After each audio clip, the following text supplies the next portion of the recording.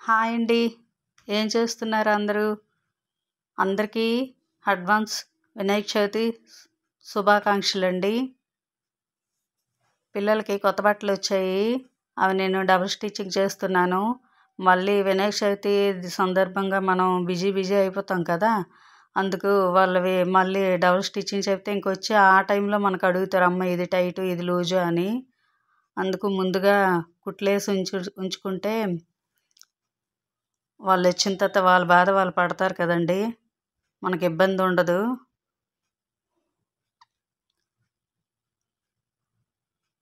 Time లేక ఇన్ని రోజులు విడిచిపెట్టేశాను. ఇంక ఇవి కుట్టకుండా ఉంచితే మనకింకా వచ్చిన తర్వాత వేపుడు మంగళమేనండి. స్టిచ్చింగ్ చేసి అక్కడ పెట్టొస్తే వాళ్ళకి నచ్చిన ఒకళ్ళు టైట్ అయితే విప్పుకుంటారు, లేదంటే వేసుకుంటారు. Okay friends, bye.